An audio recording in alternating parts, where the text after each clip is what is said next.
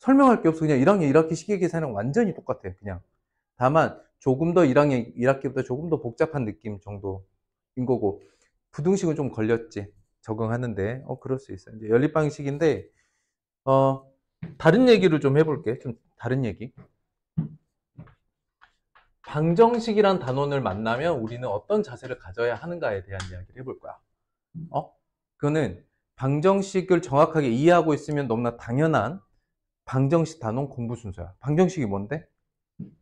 방정식의 정의는 뭐야? 뭐가 있어야 돼?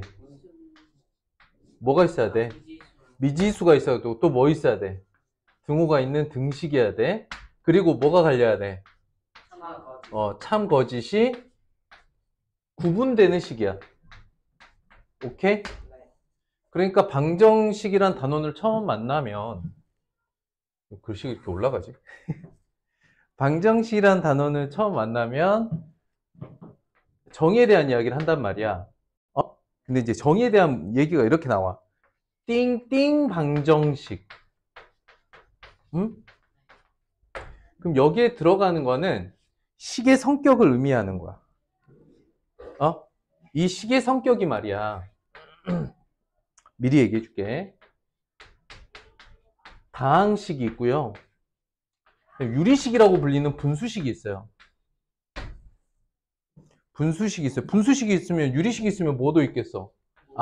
너네 아직 무리수를 안 배웠지. 무리식이라는 애도 나중에 만나. 그 다음 이걸 넘어서 이제 고등학교 때 이제 수능 보고 이제 고3 때 제 머리 아파하는 게 이제 초월식인데, 그 전까지 비율로 보면 이게 한 70%라고 할까요? 80% 정도라고 봐도 돼. 여러분 때는 거의 90%야. 이게 수능 범위에서 니네 빠져버리다 보니까 이게 거의 90%야. 이게 찔끔. 이거 찔끔. 그 다음 나머지 뭐, 지수함수, 로그함수, 삼각함수 좀 부분이 이제 여러분들, 선배들 어떻게 되는지에 따라 다르지. 그래서 지금 여러분들은 결국 다음 방정식 위주로 다룰 거야. 다항 방정식인데, 다항식의 특징을 정의 내리는데 선생님이 지난번에 두 가지 기준이 있다 그랬지. 기억나니? 기억나? 다항식을 정의 내리는 두 가지 기준 뭐였어? 그러니까 미지수 개수, 그 다음에 차수지. 중1 때 미지수 한 개의 1차식, 중2 때 미지수 두 개인데 1차식, 중3 때 미지수 하나인데 차수가 두 개. 이제 고딩으로 올라가면은 이게 이제 차수도 2차 이상으로 올라가고, 미지수도 여러 개가 되고, 차수도 2차 이상, 3차, 4차 이렇게 된단 말이야. 오케이? 그런데 여기 선생님이 핵심이 뭐라 그랬냐면, 이 차수가 높아지잖아. 차수가 높아지는 것과 미지수의 개수가 늘어나는 것에 대한 입장이 각각 따로 정리가 돼 있어. 그걸 미리 알아두고 가시면 지금부터 적용해 보시면 돼요. 자, 차수가 높아지면은 이제 고차식에 대한 풀이법이 있거든요. 고차식 풀이법 그때 가서 배우면 돼요. 근데 이건 좀 다양해. 고차식이 어떤 구조냐에 따라서 이 고차식을 다루는 방식이 좀 다양해. 그걸 중3 때도 배우고, 고1 때도 배우고, 고2 때도 배우고, 학년에 나눠서 차수를 높여가면서 배우면 돼요. 근데 미지수의 개수가 늘어나는 것에 대한 입장은 의외로 되게 단순하다. 뭐라 그랬어? 그치. 미지수가 여러 개일 땐 미지수를 어떻게? 한 개로 만들어, 그 다음 차수를 보고 문제 푸는 거야. 고차식 풀이로 넘어가는 거야. 1차적으로는 미지수 개수를 최대한 줄이고 나서 고차식 풀이로 넘어가면 모든 다항 방정식은 다 풀린다. 이거는 고등학교까지 포함해서 모든 방정식의 일관된 입장이야. 그래서 미지수가 여러 개일 때는 미지수를 하나로 줄여. 오케이? 그래서 방정식은 어떤 단원이든, 어느 학년에서 만나든 1번 방정식 정의 내리는 문제들이 나옵니다. 다음 중 연립 방정식인 것은 이런 특징으로. 그럼 연립 방식 왜 연립이야? 미지수의 개수, 식의 개수 관련이 있다 그랬죠? 오케이? 두 번째가 풀이야. 풀이법. 근데 이제 처음으로 미지수가 두 개가 됐으니까 풀이법을 굳이 한마디로 하면 뭐라 그랬지? 문자를 하나로 끝이야. 근데 문자를 하나로 어떻게 만들 거냐 그 방법은 가관법, 뭐 대입법 이렇게 있었죠. 풀이하시면 돼요. 세 번째가 근조건이야. 세 번째가 근조건 형태의 문제야. 근조건이 뭐냐면 다음 연립방정식의 근이 한 쌍인 경우, 무수히 많은 경우, 없는 경우. 근데 우리가 그걸 지난 시간에 무진장했단 말이죠. 기억납니까? 결국 연립방정식에서의 근조건은 뭘 보면 돼요? 개수? 그렇지. 개수 B, 상수 B. 그래서 개수 B가 같고 상수 B까지 모두 같으면 이거는 뭐라 그랬어? 같은 식. 둘이서 같은 식이 된다 그랬지. 같은 식이 되는 순간 미지수 두 개 식이 하나니까 이러면 부정조건이 되는 거야. 그니 무수히 많게 만들어지죠. 개수 B는 모두 같은데 상수 B만 달라. 그럼 어떻게 돼? 그렇지. 이건 불능식이지. 그러면 개수 B가 다르다. 그러면 이때가 하나 정정조건 되는 거. 이게 근조건 문제야. 그래서 여기까지 끝나면 이제 마지막에 이제 여러분들 좋아하는 활용 나온다고. 이거 활용. 그러니까 여러분들 어떤 학년에서 만나든 방정식 배우면 첫 번째 그 방정식의 정의, 방정식 풀이법, 방정식의 근조건, 방정식 활용 순서를 무조건 배워요. 우리가 지난 시간까지 풀이까지 했고 근조건에 대한 개념까지 했고요.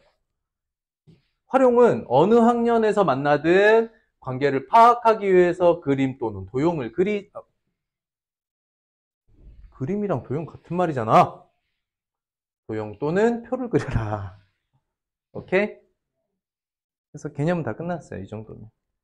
전체 복습 끝났고요. 자, 이제 문제 풀어나가는 방식에 대한 이야기인 건데 어느 단원에서든 이것도 마찬가지야. 연립방정식이라는 단원이기 때문에 이렇게 푸는 것이 아니라 문제 구성을 보면 방정식이 주어졌어요. 미정계수 형태로 주어졌지만 방정식이 주어졌고요. 해가 주어져 있어요. 뭐 하라는 거예요? 대입이에요. 방정식과 근이 주어지면 무조건 대입입니다. 그 근이 구체적인 값이든 문자가 됐든 일단 대입해놓고 보는 거야. 아시겠습니까? 그게 기본적인 이제 수학 문제를 다루는 기본적인 태도다. 아시겠어요? 안 해도 되겠죠? 자, 같이 안 풀었던 문제 2번 봅니다. 해가 다음과 같대요. A, B 값을 구세요. 그러면은 해를 대입하면 어떻게 됩니까? 다시 한번 얘기합니다. 방정식 주어지고 해가 주어져 있다는 거 무조건 대입 먼저 하고 보는 거야. 2A 플러스 5B는 마이너스 1. 그 다음 5B 더하기 2B 더하기 5A는 8이야. 맞죠? 이렇게 해서 둘이 연립방식 푸시면 된다는 이야기예요. 아시겠습니까? 근데 여기 뒤로 푸는 건 좀 기계적인 풀이죠. 그냥 기계적으로 풀면 돼. 예를 들어서 위에다 5를 곱하고 아래에다 2를 곱해서 식을 다시 써보면 10A 더하기 25B는 마이너스 5. 10A 더하기 4B는 28에 16. 이렇게 되겠죠. 위에서 아래 거 빼면 21B는 마이너스 21. B는 마이너스 1. B가 마이너스 1일 때 이런 식보다는 여기 첫 번째 식에 좀 대입하는 게 낫겠다. B에다 마이너스 1 넣으면 A는 2가 나오네요. 2와 마이너스 1. 됐나요? 어려워요? 그러면 여기까지 세웠으면 이 문제에서 하고자 하는 건 끝났어. 이 뒤로는 되게 기계적인 거야. 그래서 여러분들 수학 공부할 때 특히 선생님 수업 들을 때 그런 친구들이 종종 있거나 그런 습관이 들어있는 친구들이 있는데 반드시 이제 좀 조심해야 될 거는 기본적으로 문제를 접근하는 해석 부분이 훨씬 더 중요하거든요. 응? 이런 거야. 여러분들이 인강을 들어도 마찬가지고 어디서 누군가의 수학 수업을 들어도 마찬가지인데 선생님이 칠판에다 뭔가를 쓰기 시작했다라는 건 해석이 어느 정도 끝났다는 이야기야. 해석이 돼야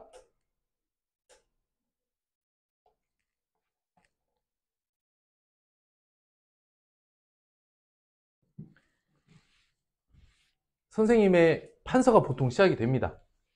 아시겠죠?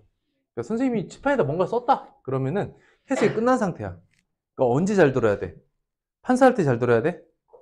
판사하기 전 단계를 잘 듣고 그 부분을 잘 따라오셔야 돼요. 판사를 하기 시작했다 그러면 그 문제 해석이 끝났다는 얘기일 가능성이 커요. 자, 또 이어갑니다. 3번. 이 문제는 이렇게 되는 거죠. 다음 연립방정식의 근이 이렇게가 같다는 거지. 그럼 지금 여기 연립방정식에 주어져 있는 첫 번째 식이랑 이 식 두 개를 묶어서 먼저 xy 구하고 이거 a값 구하면 되겠죠. 응? 4번 갑니다. x하고 y 값이 같대. 그럼 어떻게 하면 돼요? x하고 y가 같습니다. 어떻게 하면 돼요? y 자리에 x 넣으면 끝나겠습니다. 그쵸? y 자리에 x 넣으면 2x 더하기 8 마이너스 kx는 6이고 3 괄호 x 마이너스 2x 더하기 4x는 2가 이렇게 되는데 문제를 좀 넓게 봐야 돼. 무슨 얘기냐면 첫 번째 식에는 여기가 x가 나오는 것도 있는데 여기는 k랑 x 두 개가 곱해져 버려 있죠. 소화가 안 돼요. 두 번째 식은 x가 바로 구해지는 식이지. 풀어보면 x는 2야 그냥. 왜냐면 여기 앞에 마이너스 3x니까. 그러니까 문제를 넓게 보라는 이야기는 문제를 풀려고 봤더니 첫 번째 식에서 x를 어떻게 구해야 될지 잘 모르겠네라는 생각이 들잖아. 그럼 여기만 계속 쳐다보고 이거 뭐야 이거 어떻게 해? 이렇게 생각하는 경우들이 있다고. 오케이? 나오는 순서의 차이니까. 근데 아래식 보면 바로 x값 나오잖아요. 그죠? 이렇게 해결하시면 되겠다.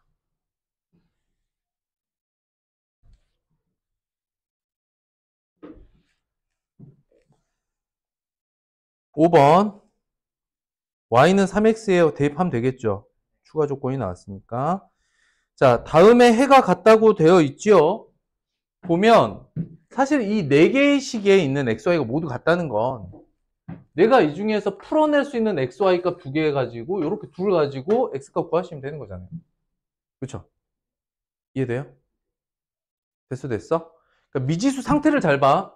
여긴 xy 있는데 여기가 xy의 a, xy의 b야. 그치? 그럼 여러분들이 이걸 잘 뽑아내셔야 된다고. 왼쪽 첫 번째 식, 오른쪽 첫 번째 식. 이 둘을 엮어서 방정식을 풀어야겠구나. 하면 이제 xy 값 나오니까 나머지는 자연스럽게 해결이 됩니다. 어떻게 풀 것인가가 중요해요. 7번.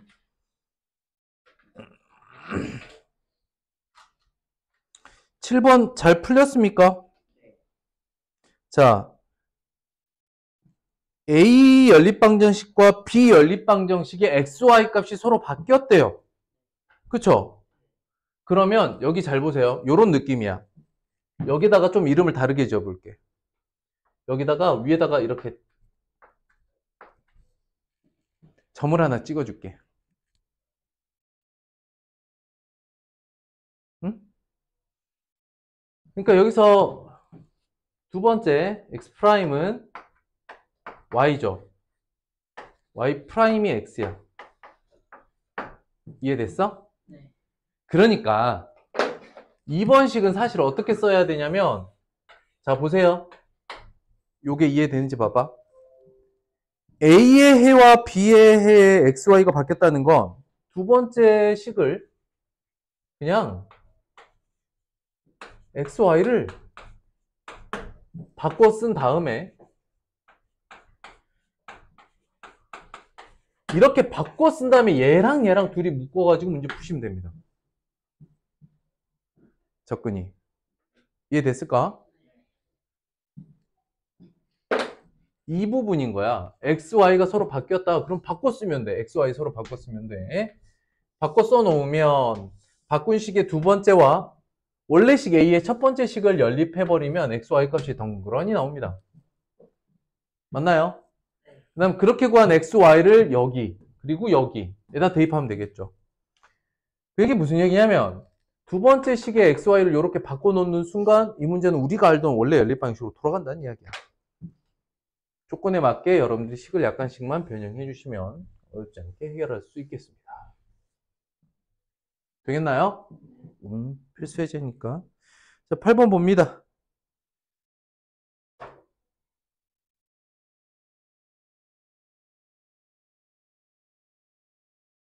이거는 그냥 하시면 돼요. 연립방정식을 푸는데 어디를 잘못 봤냐면 여기 있는 이 2를 뭐로 봤어? A로 놓고 봤더니 X가 마이너스 2래. 그럼 A로 바꿔놓고 X에 마이너스 2를 대입하시면 됩니다. 이해됐나요? 마이너스 6 마이너스 Y는 A가 되고 두 번째 식에서 2 더하기 3Y는 마이너스 22다. Y는 마이너스 8입니다. 이거 그냥 쓰면 돼요. Y는 마이너스 8입니다. A로 잘못 봐서 풀었다고는 하지만,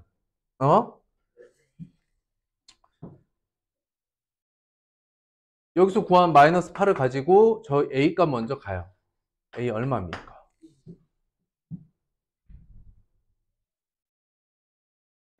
A는 마이너스 6 더하기 8인가요? A는 2다.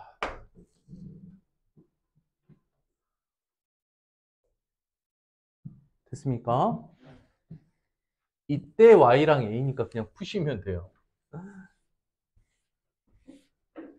여기 자꾸 그냥 푸시면 됩니다. 이렇게 말은 하고는 있는데 다른 조작이 추가로 더 필요가 없어서.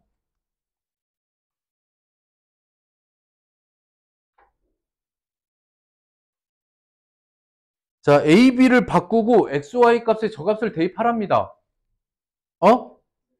하시면 돼요. 일단 1단계 뭐라 그랬어? A랑 B를 바꿨으랬지.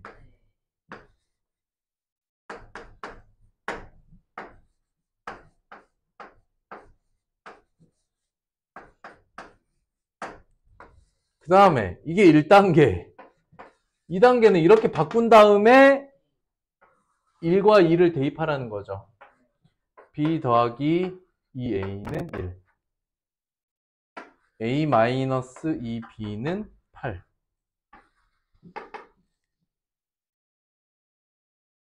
됐나요? 이건 뭐 A는 2B 더하기 8을 첫 번째 식에 대입하는 게 좀 더 낫겠네요. 그죠? B 더하기 A의 2배 4B 더하기 16은 1이더라. B가 마이너스 3이네요. A는 자연스럽게 2가 되겠네요. 5B가 마이너스 15니까 그지? 되겠어? 괜찮은가? 어렵지 않죠? 홀랑홀랑 풀어 제껴버리시면 되겠습니다. 그러니까 지금 연립방식 기본적인 풀이는 여러분들한테 더 설명할 것도 없고 이제 근조건이나 시계 변형 이런 것들은 조건 맞춰서 그냥 푸시면 됩니다.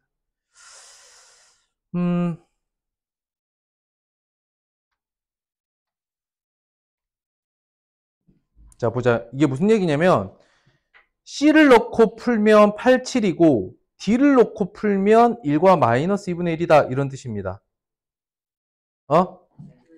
그러니까 처음 연립방식을 바르게 풀면 이게 무슨 뜻이냐면 8과 7은 이 상태에서 8과 7이라는 거야. 근이. 그러니 1번 C 그대로일 때 C가 그냥 C 자체일 때 그대로 놓고 풀면 8A 더하기 7B는 25 8C 빼기 7은 17 이렇게 되어 있는 거야.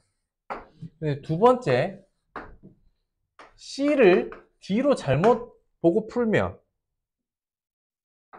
A 마이너스 21, B는 25.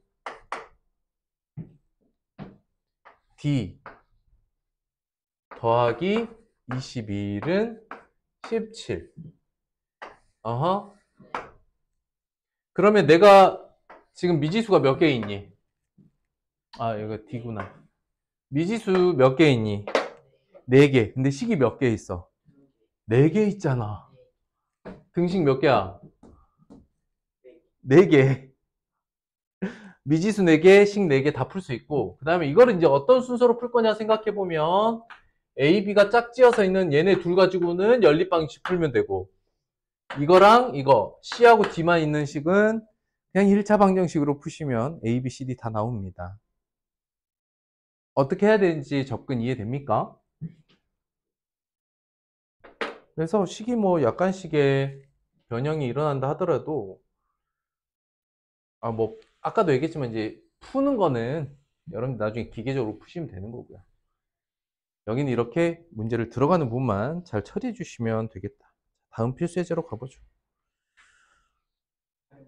자, 여러분들 좋아하는 연립방식 활용입니다. 다른 거 설명 안 합니다. 요건 외우셔야겠지요? 속력, 시간, 거리 문제, 농도 문제 그냥 외우시면 되겠습니다. 일단 이번 주는 선생님이 우리가 아는 게 앞에 부등식 활용 안 했잖아요. 그다음에 연립방식 활용 벌써 들어왔단 말이야. 그래서 이번 주 확인학습은 활용만 하자고. 부등식 활용하고 저기 연립방식 앞에 근조건 11문제죠? 그거랑 오늘 일단 진도 나가 볼 건데 근조건 문제가 하나 있구나. 그래, 그럼 부등식 활용이랑 근조건까지만 끝냅시다. 그리고 다음 주에 연립방식 활용 1, 2를 다 끝냅시다. 그러면 이제 오늘 과제로는 연립방식 활용 필수 예제만 되게 많이 줄였죠. 대신 이제 일단 활용이 제일 중요한 이유는 여러분들이 어려워하니까 중요하다고 하는 거야. 내가 보기에 중요한 단어라고 생각지 않거든. 어디가 좀 중요하냐면 이런 방금 풀었던 근조건 같은 문제가 되게 중요한데, 이유는 학년이 올라갈수록 그 부분이 더 중요하게 많이 다뤄진단 말이지.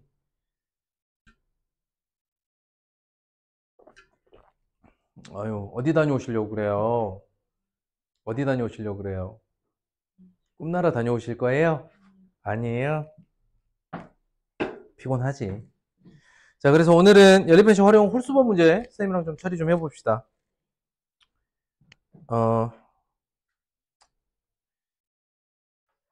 어렵지 않더라도 오늘은 분석형으로 풀죠. 물어보는 거 뭐야? x 더하기 y인데, 자, 우리는 이렇게 써놓고 뭐라고 읽냐면 이 식의 값이라고 읽습니다. 오케이? 식의 값을 푸는 건 2학년 1학기 과정에서 이렇게까지 말할 건 아니지만, 마찬가지로 어느 학년이든 공통된 기본 입장을 정리해 줄게. 자, 식의 값의 문제를 만나면 내가 그 문자를 각각 구할 것인가? 이게 무슨 말이냐면 x 따로 y 따로 구해서 이 식을 찾아낼 것인가? 아니면 주어져 있는 식을 변형해서 x 더하기 y라는 식을 얻어낼 것인가? 크게 두 가지가 있습니다.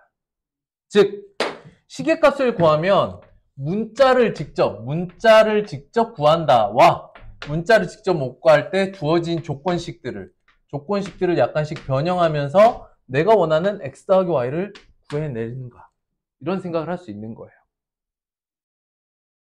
지금부터도 이 생각을 하는 게 좋습니다. 자, 조건 볼게요. 조건은 이렇게 글로 나와 있으니까 이제 식으로 변형만 해주시면 됩니다. x의 3배와 y 합 3x 더하기 y 합은 14이다. x는 y 나누기 4다. 자, y 나누기 4는 x다. 이렇게 쓸 거야? 4분의 1로 쓸 거야? 검산식으로 써야지. y는 4x다.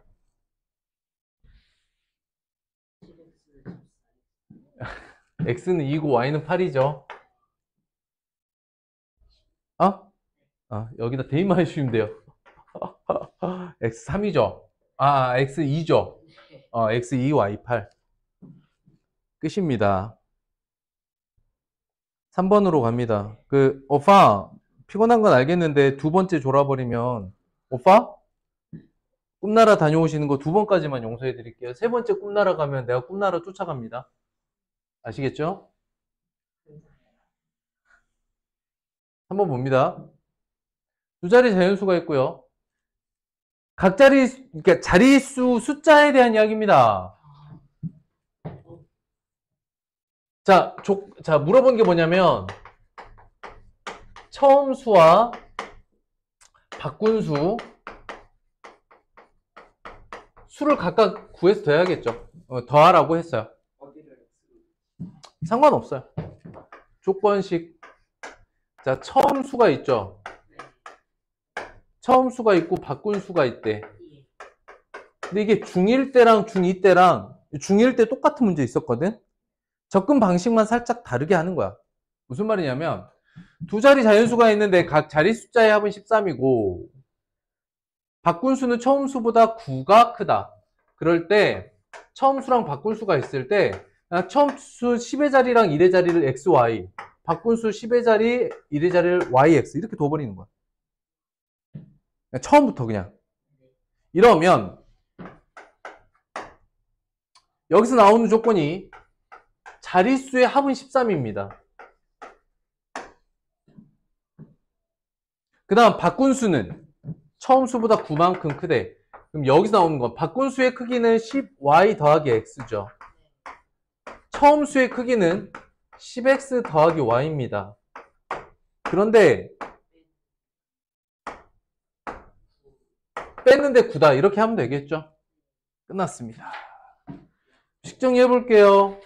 x 더하기 y는 13이라는 식 처음에 있었고 두 번째 식 잘 봐봐. 9y 마이너스 9x가 9죠. 그럼 어떻게 돼? 마이너스 x 더하기 y는 1이다.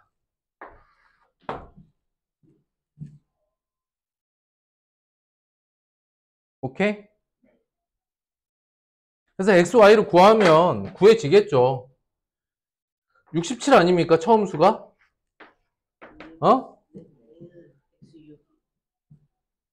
그래서 x, 그러니까 이거 뭐냐면 여기서 구하면 x는 6이고 y는 7이잖아요. 내가 이거 다 지워볼게. 내가 말했잖아. 판서할 때 별로 안 중요하다고. 해설을 잘 들어야 돼. 자, 다 지울 거야. 의미가 없어. 자, 봐. 이거는 개나 소나 다 하는 거 아닙니까? 아닌가? 누구나 할 수 있는 거야. 이 조건식은. 잘 들어야 돼, 지금부터. 이 문제는 어떤 문제야? 이 문제는 시계값 문제야. 이 문제는 시계값 문제. 뭐라고? 자, 시계값을 구하는데 어떻게 구할 수 있다 그랬어? 생각해. 내가 선생님 설명해 줬으니까 오늘은 설명해 줬으니까 기억을 떠올려봐. 선생님 아까 시계값 어떻게 구한다 그랬어? 각각을 구하든지 식을 변형하든지. 근데 식변형 방식은 말이야. 내가 구해야 될 식을 이렇게 써놓으면 알 길이 없어. 그러니까 이렇게 쓴 건 별로 좋은 방법이 아니야. 물어보는 거는 이걸 물어봤는데 이게 식이 아니잖아. 식 형태로 바꿔보자고. 어떻게 되지?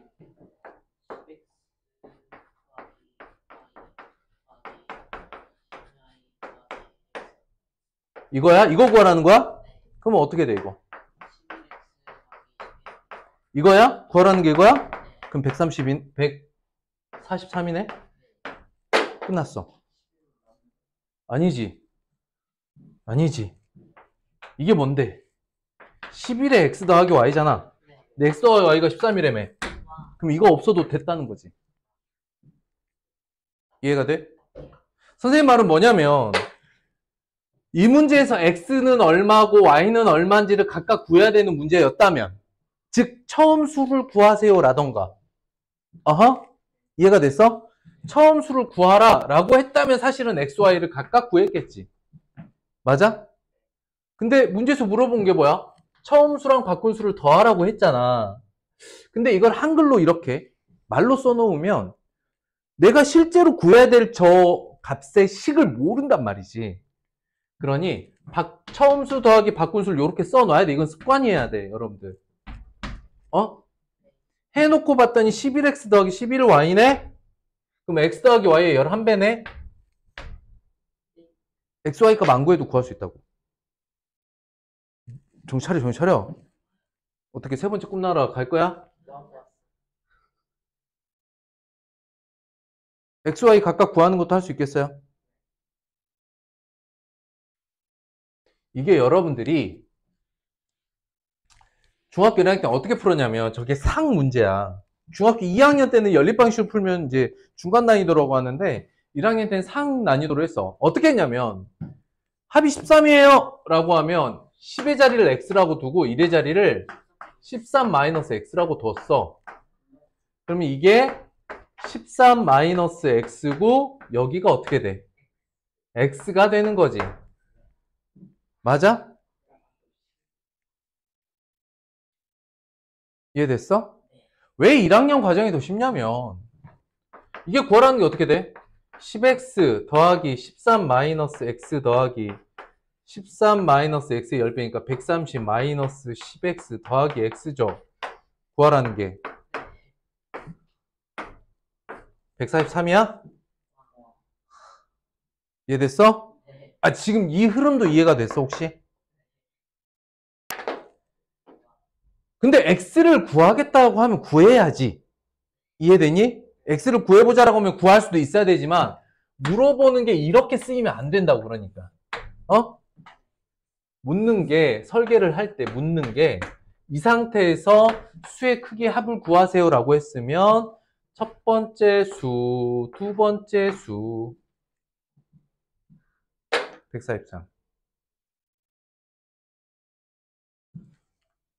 물론 지금 선생님 좀 억지스러운데요? 그렇게 느낄 수 있어. 선생님 그냥 연립방식 풀듯이 풀죠. 왜 그걸 그렇게 푸십니까? 할 수 있거든. 응? 속으로는 말이야. 내 욕을 하고 있을 수 있어, 니네가. 선생님 그냥 방정식 풀면 되죠. 왜 그럽니까? 이유는 뭐냐면 지금 봐서 알겠지만 다 구해서 이 문제를 해결하는 것보다는 좀 더 짧게 흘러갔죠. 우린 이걸 해석을 한다 이렇게 말해. 문제를 해석한다. 숨어있는 조건을 해석하고. 응? 꿈나라 입구 문 열려고 해서 선생님이 박수 친 거야. 여러분들이 3학년, 그러니까 자꾸 선생님이 초점을 고등학교 과정에 맞춰서 좀 미안하기는 한데, 여러분들 세대의 중학교 교과서가 과거에 비해서 너무 쉬워져 있는 상태이기는 해요. 근데 여러분들은 모르잖아. 그거는 가르치는 선생님만 느낄 수 있어. 한 8년 전 중학교 수학 교과서보다 지금이 되게 쉬워. 근데 고등학교 과정은 그때나 지금이나 비슷하거든? 그러니까 그때 선배들은 이런 조건식 문제나 더 깊이 있는 수학 문제를 중학교 때도 다루고 고등학생이 되니까 고등학교 수학을 딱 들어갔을 때 느끼는 그 어려운 정도가 현재 세대들보다 덜했어. 근데 고등과정은 뭐 딱히 더 쉬워진 것도 아니거든. 근데 중학교만 쉬워지니까 선생님이 중학교 과정에서 그냥 딱 교과서 수준이나 교과 과정 정도로만 수업을 하다가 고등과정으로 넘어가잖아. 그럼 이게 다른 나라 이야기, 막 딴 세상 이야기, 이 세계 애니, 막 이런 느낌이라고. 이 세계 애니. 다른 나라 이야기 같아. 그래서 중학교 과정에서도 선생님이 가능하면 억지스럽다라고 느낄 수 있는 풀이법을 일부러 보여드리는 거야. 물어보는 거 뭐지? 어떻게 풀어야지? 이 생각 좀 하라고. 그러면 이런 생각이 든다고. 선생님 그렇게까지 풀어야 돼요. 맞아. 답만 구할 거면 그렇게까지 풀 필요 없어. 근데 계속 여러분들한테 수학 문제를 보는 새로운 관점을 계속 넣고 싶은 거야, 선생님. 그러면 언젠가 이게 굉장히 큰 도움이 될 거라고. 고등과정에서는 이러한 해석이 되어야만 풀 수 있는 문제들만 많이 나옵니다. 자, 한번 볼게요. 소연이 수학 점수, 영어 점수 78점이야. 수학 점수가 영어 점수보다 7점 높대. 자, 이거는 연립방정식 활용이니까 연립방정식으로도 풀고요. 해석으로도 풀게요. 잘 보세요. 자, 무슨 말이냐면 수학 X, 영어 Y야. 식을 써보자. 문제에서 구하라는 거는 Y 값이야. 잘 봐봐. 평균 78이다. X 더하기 Y는 2로 나누었을 때 78이다. 수학 점수가 영어 점수보다 6점 높다. X는 Y 더하기 6이다. 이렇게 되는 거죠. 그러면 이 위의 식이 X 더하기 Y가 156이고 X자리에 Y 더하기 6 넣으면 문제가 풀리겠죠. Y는 75점입니다. 맞아? 다른 얘기를 또 해보자. 자, 잘 봐. 너네가 평균이 무엇인가에 대한 감각을 좀 익혀야 돼요. 평균이 뭐야? 평평하게 균형을 맞춰놨다 이런 뜻이야. 뭐라고? 평평하게 균형을 맞춰놨어. 수학과 영어 점수가 있는데 수학 점수가 6점이 높아. 이해가 됐니? 여기가 수학이고 영어 점수야. 이해가 됐어? 얘네 둘이 몇 점 차이야? 여기가 6점 차이야. 요 점수 차이가 6점이야. 이해됐니? 평균은 어떻게 되겠어? 평평하게 균형을 맞췄다. 그러면 6만큼 튀어나온 거에 얼마를? 반을 잘라서 여기다 이어 붙였다는 얘기야. 그리고 얘를 날렸다는 거지. 근데 이 점수가 몇 점이야? 78점이야? 그럼 원래 수학 점수는 몇 점이었겠어? 81. 원래 영어 점수는 몇 점이었겠어? 75. 그래. 78에서 그래서 이 점수 차이인 6점을 반으로 쪼개서 너 하나 나 하나 갖자 이렇게 된 거거든. 그래서 78이 됐는데 그럼 3을 주기 전에 영어 점수는 75점이고 3을 주기 전에 수학 점수는 81점이었겠다. 이해돼? 이게 그림으로 푼다는 거야. 관계. 맞습니까? 뭐가 맞아? 둘 다 맞고 선생님이 바라는 건 당연히 이거는 식으로 써내는 걸 할 줄 안다. 여러분들 기본적으로 할 수 있다고 생각하고 이것까지 넘어온 거야. 그지? 뭐가 더 중요한 건 없어. 지금부터 얘기해 줄게. 무조건 선생님이 관계를 그림으로 표현한다. 그럼 이것도 써놓으세요. 아니 이게 더 중요해. 이거는 너네가 하는 거야. 지금까지 해왔고 할 수 있는 것들. 알겠어? 그래서 평균이란 무엇인가?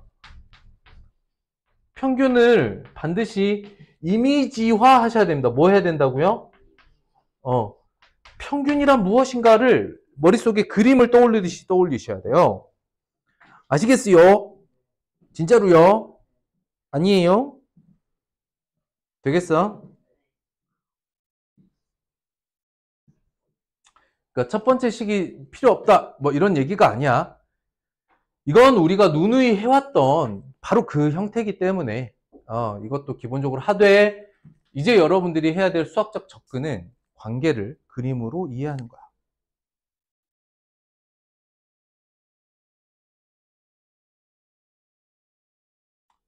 그래서 수학에서 도형이 갖는 의미는 일정 수준까지는 사실 도형 자체는 도형 자체, 그러니까 예를 들어서 도형의 관계라 함은 기본도형의 점선면, 평면도형 중에 삼각형, 사각형, 원, 입체도형이면 다변체와 회전체. 기억나니? 모서리와 면의 개수, 꼭지점의 개수, 뭐 이런 이제 관계를 직접적으로 구하는 도형 자체의 문제. 그것이 차지하는 비중은 크지 않아요. 뭐라고? 도형 문제 자체가 수학에서 차지하는 비중은 그렇게 크지 않아. 그런데 수학 문제를 해결하는, 여기 대수잖아요. 수학 문제를 해결하는 과정에서는 관계를 파악하는데 도형이 엄청 많이 쓰입니다. 그러니까 관계를 도형으로 이해할 수 있는 친구하고 그게 하는 게 어렵거나 해본 적이 없는 친구인데 나중에 가서 확 벌어져요. 평균이 뭐라고? 평평하게 균형을 맞췄어. 어떻게 맞추냐면 튀어나온 애를 잘라서 낮은 애를 주는 거야. 둘이면 두 사람이 나누는 거고 셋이면 세 사람이 나누는 거야. 어쨌든 그 세 명이 모두 평평해질 때까지 나눈 거지. 이해가 됐을까?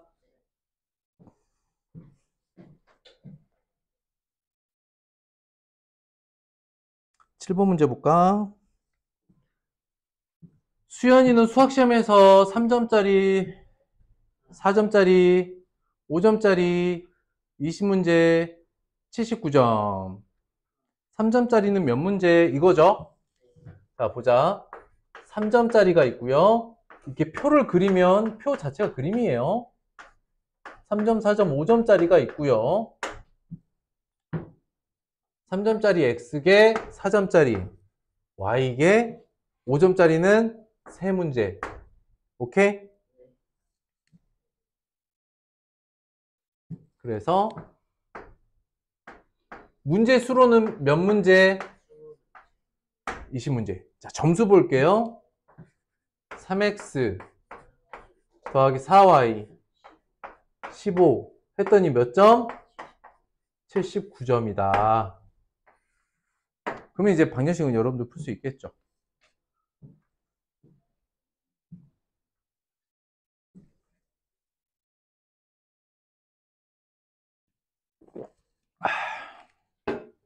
이건 그냥 푸시면 되겠습니다. 뭐 관계를 파악하고 할 거는 크지 않은 것 같아요. 기계적인 풀이는 여러분들 몫이.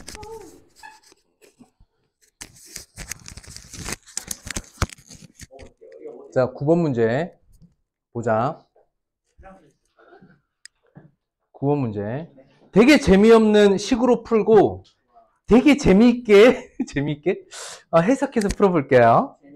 이씨. 똥강아지. 자, 근배 정화가 있어요. 원래 X개, Y개가 있었어. 오케이? 모두 40자루래. 그런데 연필 세 자루를 근배가 줬어. 그 근배의 개수는 X-3이 되고 정화의 개수는 Y 더하기 3이 되죠. 그치? 이렇게 세 개를 주면 정화가 근배의 3배가 되는데, 야, 훨씬 많이 가지고 있는 애가 없는 애 거를 가져왔죠. 우리 이걸 뭐라고 해, 전문 용어로? 삥이라고 한다. 그치? 정화가 근배를 삥 뜯었어, 세 자루. 야, 근데 대체 어디 학교를 다니면 연필을 40자루씩 들고 다닐 수 있냐? 필요가 있나? 자, 어때요? 식은요? 끝났어요. 이거 정리해서 푸시면 됩니다. 됐죠?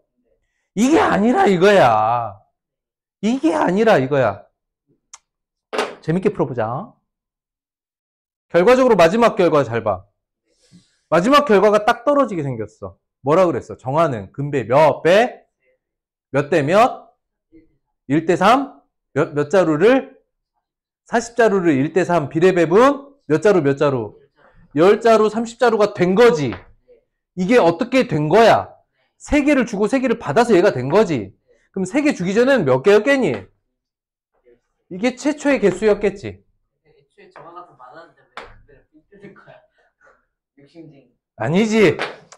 근배는 정화를 추앙하는 거야. 정화야, 내가 세 자루를 뾰족하게 깎아놨어. 준 거예요. 너 삥 뜯어줘. 삥이라니. 고백이지.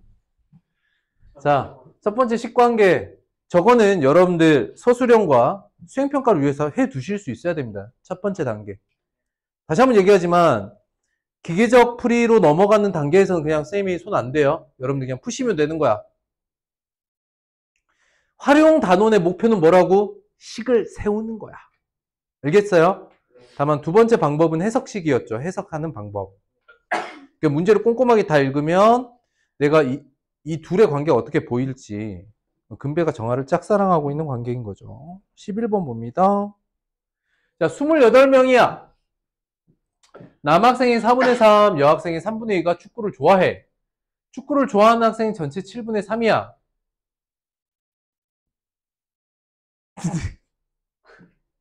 해보죠. 일단 남학생, 여학생이 있습니다.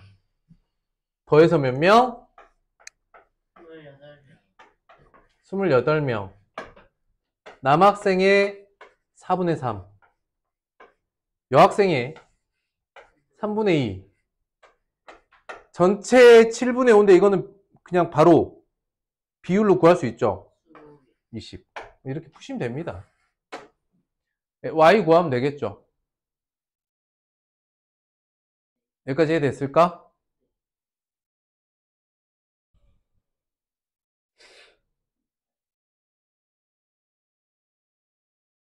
자, 이 문제 이번에는 좀 다른 형태로 풀어보도록 하겠습니다. 여기서 기계적으로 푸는 건 여러분들 몫이야. 에이, 봐봐. 다르게 접근, 구조 파악, 해석. 여기를 잘 따라와. 피곤한 거 알겠는데 노력을 하세요. 아니, 그러니까 너가 어떤 상태냐면 이렇게 있다가 여기 딱. 뭐지?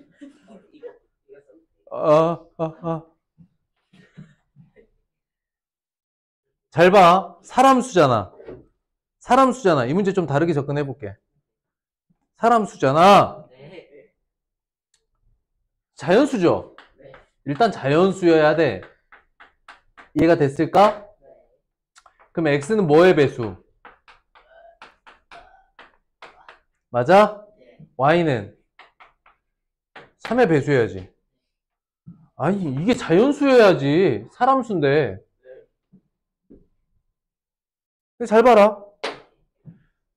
4의 배수, 3의 배수, 4의 배수지. 다시 뭐라고? x는 4의 배수, y는 3의 배수, 28이 4의 배수야. 4의 배수에 뭘 더해야 4의 배수가 돼? 그러면 y는 3의 배수라고 했는데 또 4의 배수도 돼야 되는 거지. y는 12의 배수죠. 그럼 두 가지밖에 없는 거 아니야? 12에 16이던가 24세 4명이던가. 이해됐어? 너 보는 거야. 어때? 16 넣으면 12 더하기 8, 20 맞잖아요. 이거야.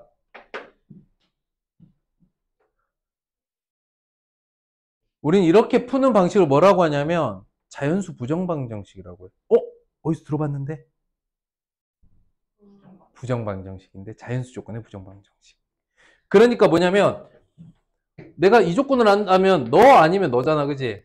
그러니까 이 조건으로만 풀 수 있는 XY 순서상 무수히 많잖아요. 근데 자연수라는 조건과 배수 조건을 합치면은 될 수 있는 가능성이 이렇게 굉장히 많이 줄어든다고. 상식적으로 문제를 푼다면 이렇게도 풀어볼 수 있다. 물론 이게 핵심입니다. 아시겠지요?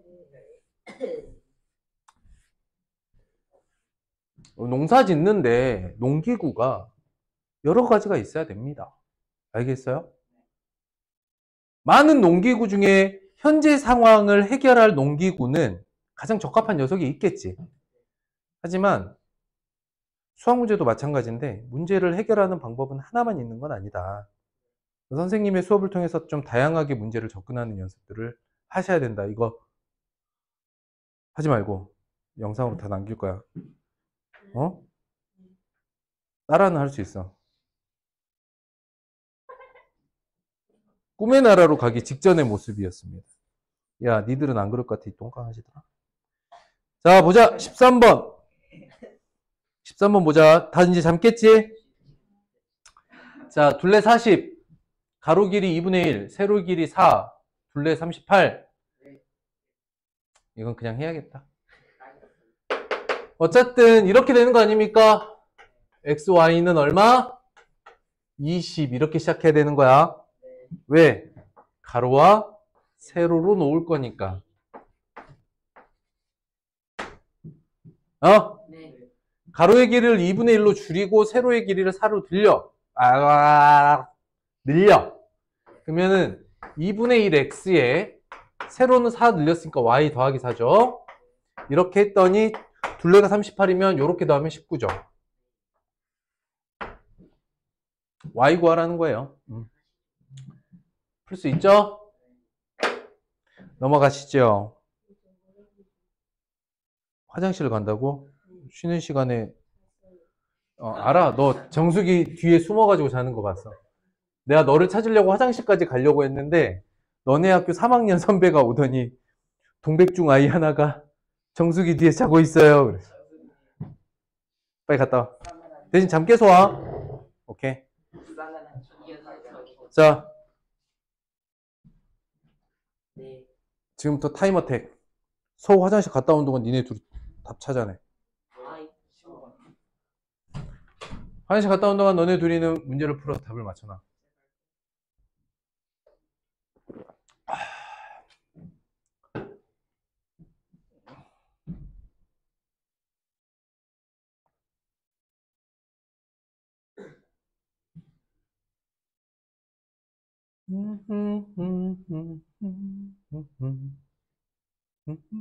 답이 나왔어요.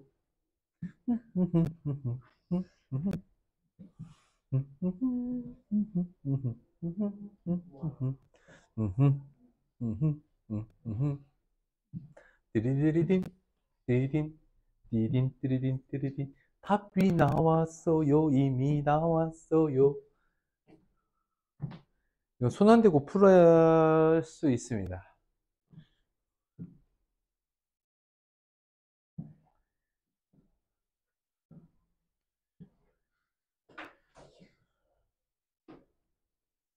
근데 내가 방송 설정을 어떻게 했길래 이렇게 화면이 자꾸 끊기냐.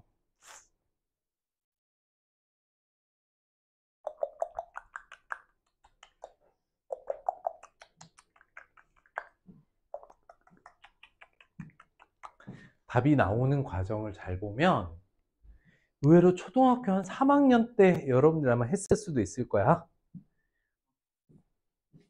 그 방법으로 접근을 해보면 되게 상식적인 문제다.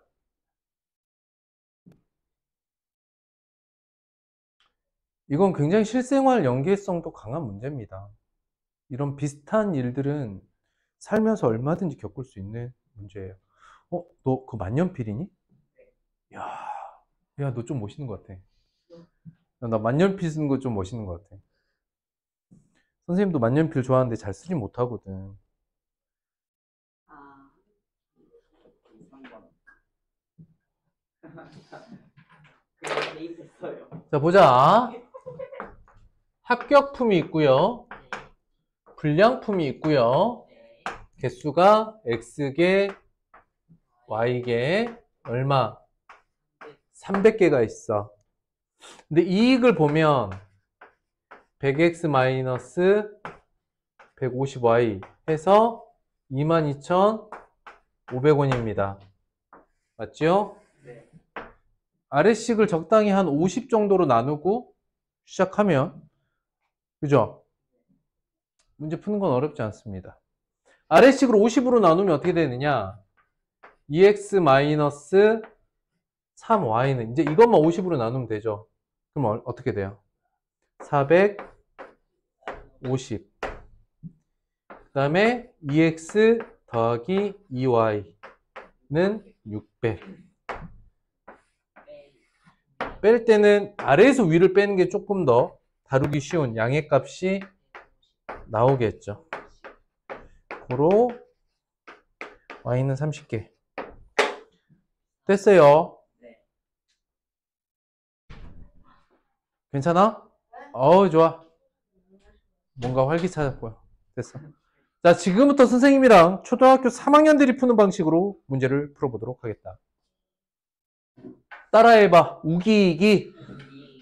우기이기. 야, 니네 이런 거 해본 적 있냐? 초등학교 때? 아니요. 자, 두 번째 우기기 방법을 해보도록 하겠다. 그러니까 실제 값을 좀 예측해보는 방법일 수도 있어. 일단 뭐야? 모두 합격이라고 생각해. 1번. 모두 합격품이야. 어? 네. 모두 합격이면 3만원. 자, 이 조건에서 두 번째. 합격이 불량품으로 바뀌면 얼마의 차익이 생깁니까? 250원이죠. 그러면 이게 이제 뒤집기거든. 합격품을 불량품으로 바꾸는 건 이 뒤집기잖아.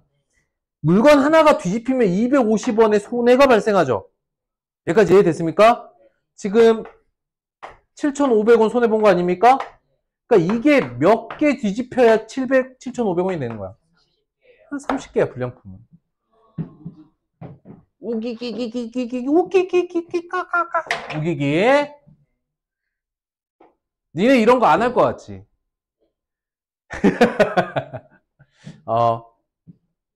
상황 판단을 하는 데 있어서 이와 같은 판단 능력은 여러분 앞으로 대단히 많이 필요해질 거예요. 그러니까 되게 신기한 게 있잖아. 초등학교 때 했던 우기기라던가 적당한 값을 집어넣어서 될 것 같은 값을 찾아보는 이런 행위들 있죠. 이거 아니야. 그거랑 이건 좀 달라. 이건 그거가 아니야. 이건 그거가 아니야. 그거는 근거 없는 감각이야.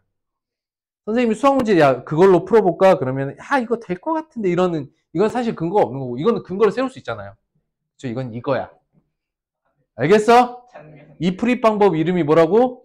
이거야. 그거는 근거는 없으나 감각에 의존해서 문제 푸는 방법이고 이거는 해석을 통해서 관계를 다르게 보는 방법이다. 이걸 우리가 사실 초등학교 때 우기기라는 방법으로 학교에서 배웠어야 되는 게 맞아. 아니 우기기라는 수학 문제 해석법이 있어요. 원래 초등학교 때 했어야 돼. 학교에서도 했어야 되고 잘 안 하죠. 뭐 어쨌든. 그래서 선생님 아까 중간에 하고 싶었던 얘기 뭐냐면 생각보다 초등학교 때 여러분들이 관찰과 시행을 통해서 익힌 감각이 있죠. 그게 정말 나중에 학년이 올라가고 오히려 어려운 문제에서 대단히 큰 힘을 발휘합니다. 이제 하지 마. 니 이거 하지 마, 이거. 야, 좀 변태 같아. 이상하잖아. 왜 수업하는데 선생님한테 자꾸. 근데 좀 기특하기도 해. 이게 사실 그냥 졸릴 때 그냥 에라 모르겠다 이렇게 자버리면 쓰러지는 건데 또 선생님 눈치도 보이고 하니까, 그치? 졸린데 잠을 깨려고 노력하니까 이게 이렇게 되는 거야. 그래서 좋은 방법입니다. 혹시 수업 시간에 지금 졸리면 일어서 있어도 돼요. 벌이 아니라 일어서서 잠 깰 때까지 서서 들으면 되고, 실제로 이제 고등학교 가면 서 있는 테이블 뒤에 책상이 따로 있거든요. 서 있는 책상. 졸린 사람 뒤로 가서 그 서 있는 책상에서 이렇게 수업 들으면 잠 깨. 근데 지금 이 시간이 여러분들 저녁 먹고 와서 조금 졸릴 수 있는 시간이야. 17번 봅니다. 자, 어느 중학교에서 학생 수는 작년에 비해, 이제 여러분들 1학년 때 이것 때문에 진짜 많이 고생했어요. 다시 한번 보죠. 남학생은 4% 줄었고 여학생은 5% 늘어서 2명이 줄어들어서 408명입니다. 네. 자, 보자. 남학생, 여학생 있죠? 작년, 올해에 있어요. 근데 올해 여학생 수 구하라고 했죠. 하지만 시작은 작년에서 올해로의 변화니까 미지수를 어느 쪽에 두는 게 좋아? 당연히 작년이야. 작년에 비해 늘었어요, 줄었어요? 그러니까 오케이? 그럼 작년에 남학생 수 X명, 여학생 수 Y명. 합하면 410명, 2명 줄어서 이렇게 됐다고 했으니까. 근데 올해 학생 수를 늘어나거나 줄어든 걸로 구할 수도 있겠지만 그냥 뭐만 따질 수도 있어? 증감으로만 따질 수도 있다 그랬지. 올해 그래서 남학생은 마이너스 100분의 4x 더하기 100분의 5y 했더니 어떻게 됐어? 뭐 408? 마이너스 2. 이해됐을까? 그럼 두 번째 식 어떻게 해? 그냥 배꼽하고 시작해. 배꼽하고. 배 아픈 것 같아.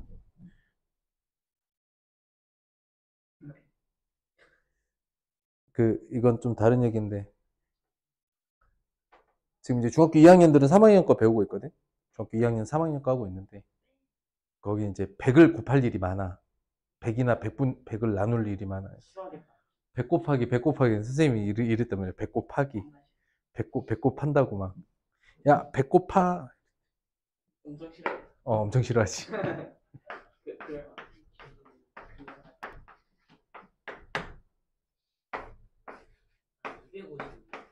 이렇게 되겠죠?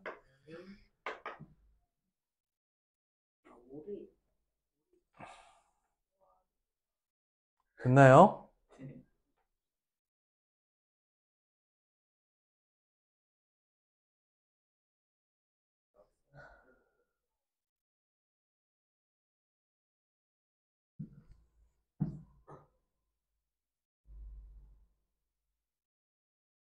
이걸 그럼 자연수 부정방정식으로 풀 수 있을까요? 아까와 같은 상황은 40 정도니까 좀 줄일 수 있잖아요. 이걸 줄일 수 있을까? 줄일 수 있어요. 어떻게 줄일 수 있어? x는 뭐라고 할 수 있어? 25배수죠. y는 뭐라고 할 수 있어요? 20의 배수죠. 여기까지 됐을까? 거기에 누가 더 커야 돼? x가 더 커야지 y보다. 그러니까 여학생이 4% 줄었고 남학생이 5% 늘었지만 전체적으로 줄었다는 건 이쪽 x가 더 크다는 이야기거든. 이해됐을까? 그럼 생각해보자. 여기가 홀수의 끝, 그러니까 홀수, 뭐라 해야 되지? 10 곱하기 홀수 형태. x가 될 수 있는 거는 50, 150, 250. 안 되지. x가 y보다 커야 되잖아. 그러면 대략 생각해 볼 수 있는 게 250에 160이던가. 그 다음이 이제 아니면 이제 350에 60이거든? 근데 이 둘의 차이가 어때? 되게 그러니까 비슷한 값이지. 그럼 이건 250에 160일 가능성이 99%. 58,000배. 58,000%. 한번 해보자고. 이해돼? 생각해내는 방식이 이해가 돼?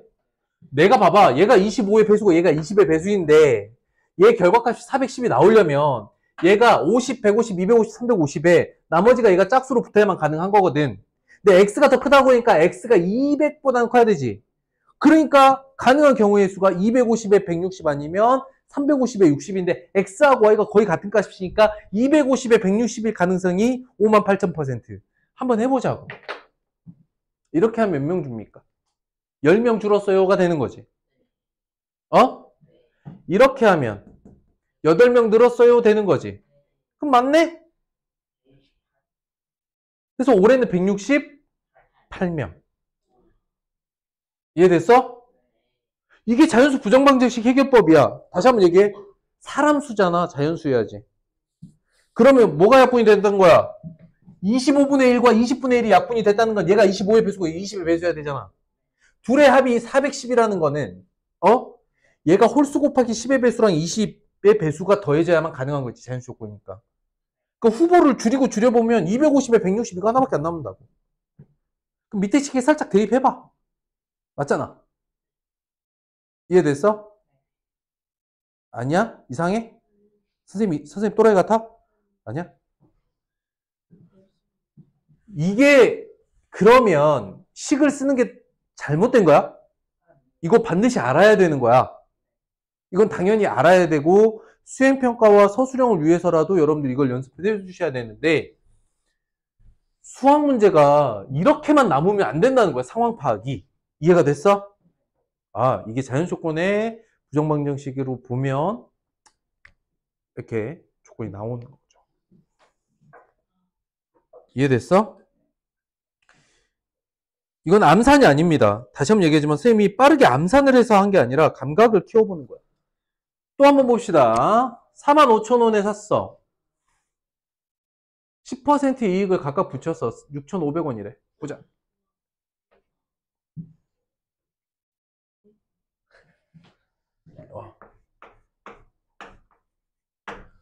A, B가 X1, Y1이에요. 둘이 합쳐서 얼마예요? 45,000원이에요?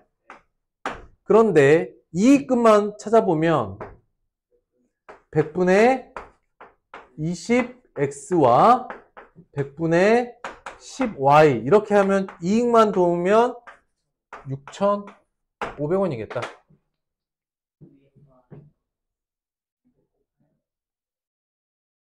살짝 약분하고 시작해도 되겠죠. 10만 곱해도 되겠죠. 아래식에다가 10만 곱하면 어떻게 되느냐? 2x 더하기 y는 65,000원이에요.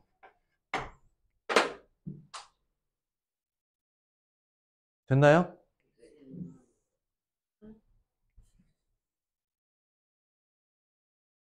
아래식에다 10을 곱한 거라고.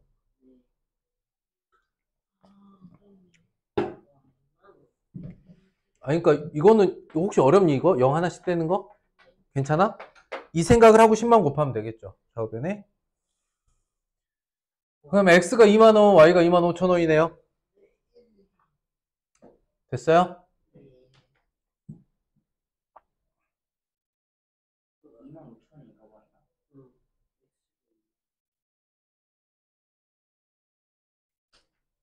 그래요. 이것도 자연수 부정방식 할 수 있는데 자꾸 장난치는 것 같아서 살짝만 조작해도 되고. 근데 두 번째 지금 이 문제는 그렇게 조작하는 과정에서 이미 첫 번째 조건식이 너무 단순해가지고 그냥 풀립니다. 그러니까 그렇다고 모든 문제를 이걸로 풀려고 하시면 안 돼요. 알겠죠? 하지만 문제를 풀다 보면 보인다고. 에? 에. 자, 보자. 뭐? 이거로 푼다 생각을 같이 하면서 봅시다. 공책을 6권씩 주면 24권이 남아. 자, 학생 수 X라고 해보죠. 일단 조건을 보면, 자, 봐봐. 6권씩 주잖아. 그치? Y 24 이렇게 쓰는 게 맞아? 그렇지, 아니지요. 맞아요. 나눗셈 관계는 검산식으로 본다. 즉 학생 수 X로 하고 공책을 Y라고 하면 전체 공책의 개수는 X명에서 6개씩 가지고 있으면 24권이 남아. 근데 이 녀석은 7권씩 가지려고 했더니 부족해. 12권이.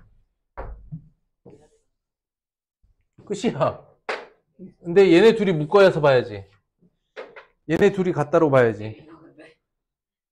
X 얼마? 끝이야. 그냥 1차 방식 된 거죠.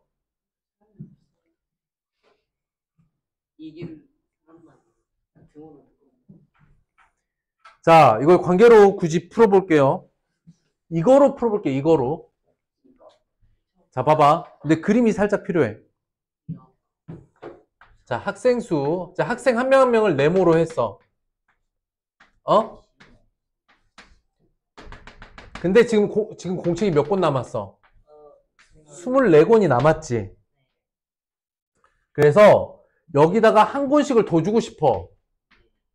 그랬더니 몇 권이 부족해? 12권이 부족해. 그치? 그러니까 이 24개 여기 꽉 채웠다는 거죠. 그리고 12권이 부족한 거지. 그럼 여기서 12명이 못 받았네? 그러니까 6권에서 7권으로 넘어가려면 일단 6권을 다 나눠준 거 아니야? 근데 이제 24권이야. 24권을 나눠주려고 봤더니 12권이 부족해. 다 나눠주려면 몇 권 필요해? 한 사람당 몇 권씩 줄 건데? 한 사람당 몇 개씩 줄 건데? 지금 6개씩 가지고 있어. 7개를 갖게 하고 싶어. 하나씩 주는 거지. 하나씩 총 나눠주려면 몇 개가 필요했던 거야? 사람 몇 명이야? 끝이야.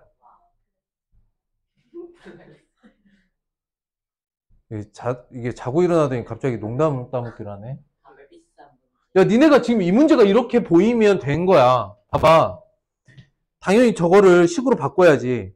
근데 거기에 우리가 집중을 하다 보면 현재 상황을 놓친다니까? 쉽게 생각해. 최종적으로 나는 7개씩 나눠주고 싶어야.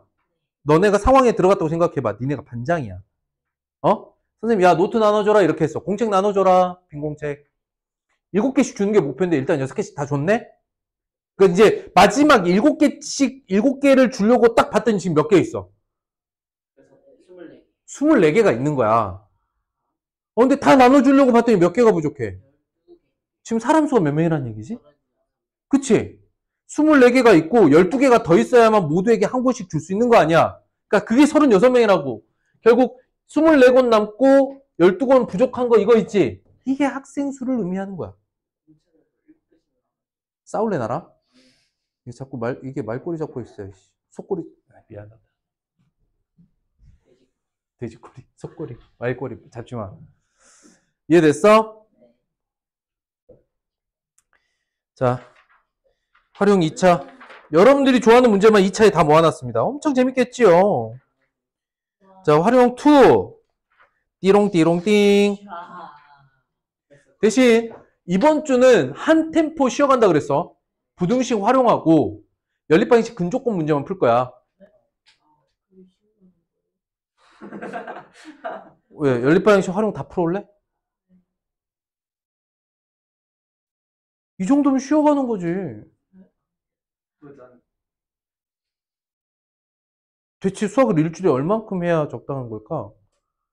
지금 선생님이 잡은 학습량은 굉장히 적은 거야, 상식적으로.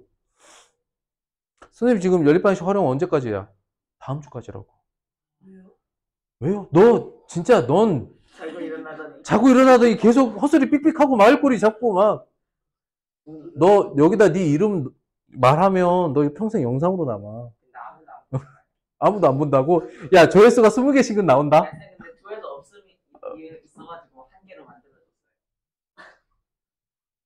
그거 너냐? 니네냐? 네. 아직도 하는 게였어.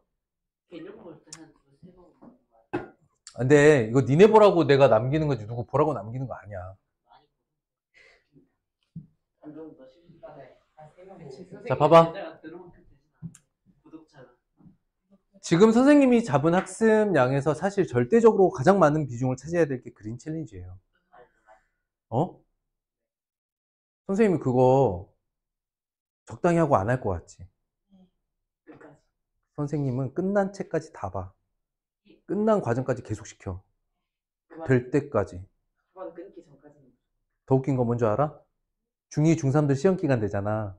그럼 선생님 토요일, 일요일에도 부른다? 불쌍해. 불쌍한 게 네가 될 수도 있어. 그러니까 그린 챌린지 해둬야 돼. 그러니까 선생님이랑 수업하고 확인학습하는 과정까지 해서 틀린 문제로 잔소리 안 해요. 그냥 틀릴 수 있어. 그럼 또 고치고 또 고치면 돼. 선생님이 최종적으로 보는 건 딱 하나야. 그린 챌린지. 마지막으로. 그래서 너 이거 할 줄 아니를 나는 확인하고 싶은 거야. 숙제 다 했는데요. 나는 그거 중요하지 않아. 당연히 숙제는 다 해야 되는 게 맞는 거고 숙제를 다 한다가 중요한 게 아니고 그린 챌린지 끝났어요가 중요한 거야. 다 틀리면 어떻게 되냐고? 토요일, 일요일 날 나와야 된다니까? 근데 그런 사람이 없어.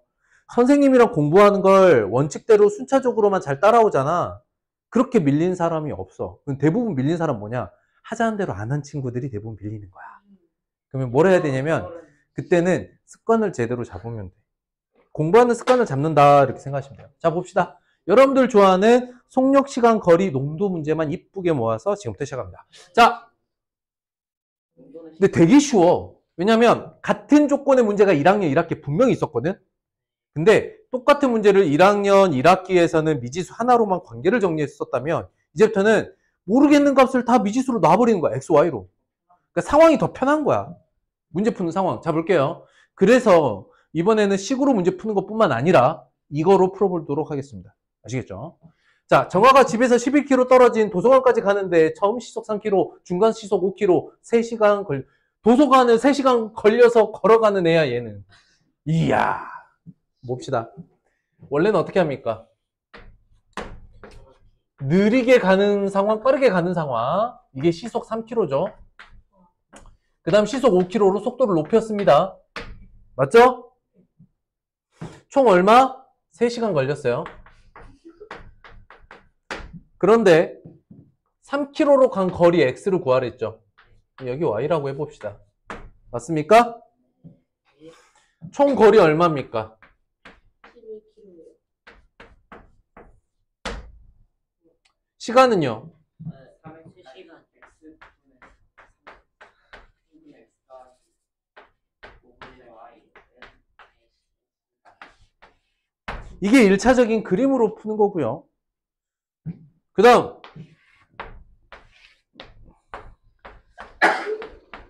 늦발로 해봅시다. 느리게 걸을 때, 빠르게 걸을 때. 그 다음 표로 어떻게 써? 거속시.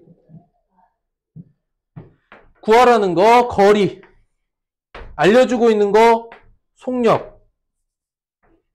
그치? 그러므로 시간은 기지값, 그 다음에 미지수, 이거 가지고 시간은 속력분의 거리, 속력분의 거리. 표 다 완성했죠? 그래서 거리가 11, 시간은 3시간.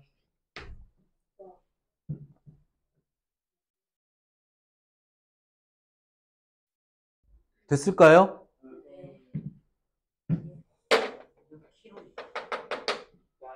이게 자연수로 딱 떨어지는 딱 자연수 부정방식 조건은 아니지만 봐봐. 이게 시간이 딱 떨어졌잖아. 그러니까 x가 3의 배수이면서 y가 5의 배수이면 이게 자연수로 딱딱 떨어지겠죠. 그러면 예상할 수 있는 값 5의 배수이면서 얘가 3의 배수인 거 5의 6이죠. 이거로 풀어보면 이해됐어? 아니야? 진짜 이해됐어? 근거 없어? 근거 있지? 큰 거 말고 근거. 선생님이 6, 5라고 잡은 근거 말이야. 시간도 자연수, 얘도 자연수, 얘도 자연수 상태잖아. 그럼 여기에서 3분의 x와 5분의 y가 자연수로 떨어지려면 얘가 3의 배수이면서 5의 배수인 조건이 가장 합리적이지. 그러니까 대입해 볼 수 있는 가장 합리적인 값이 5의 배수냐 3의 배수냐. 5의 배수 먼저 잡는 게 낫지. 그러니까 5의 배수 5밖에 없잖아. 11일 수 없잖아. 이게 3의 배수가 되려면. 가장 합리적인 게 6하고 5지. 2 더하기 1이 딱 되네. 이해됐어? 이 정도의 합리적인 생각들을 쉽게 빠르게 정확하게 할 수 있어야 의사 된다고. 공학도가 될 수 있다고. 엔지니어. 선생님 저는 엔지니어가 안 될 건데요. 경영이나 경제학과를 가야 될 거 아니야. 사회대라도 가야 될 거 아니야. 아, 대학은 어떻게 돼 있는지 알긴 하냐? 어? 진짜 알아? 자연계, 이과라고 부르고, 인문계, 문과라고 부르고, 그 다음에 이제 예체능이 있지. 니네 예체능 쪽으로 갈 거야, 안 갈 거야? 춤출 사람, 춤추면서 살 사람, 노래 부를 사람, 연기할 사람, 운동선수 할 사람, 이 안에 없네? 그럼 니넨 이건 아니야. 하고 싶은 것보다 더 중요한 게 있어. 잘해야 돼. 잘하는 거 뭐 있어? 체육 중에. 배드민턴 국가대표 할 수 있어? 아니면 너 여기 아니야. 그래서 니는 어차피 요거 아니면 요거 선택해야 돼. 잘 들어봐.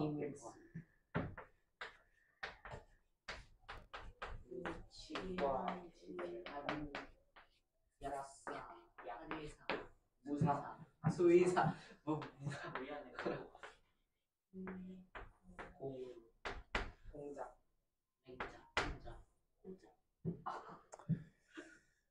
요즘에는 원체 좀 잘 나눠져 있어가지고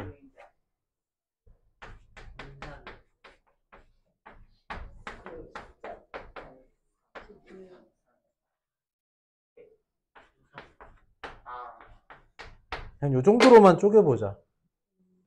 공대, 자연대, 미디어, 미술 여기라고. 경상계열, 경제학과, 경영학과, 산업, 시스템 등등등. 사회대 대표, 정치, 외교. 왜 나와? 정치. 이건 그러니까 니네 국시 보는 애들, 이게 뭐예요? 고시 보는 애들, 아니죠.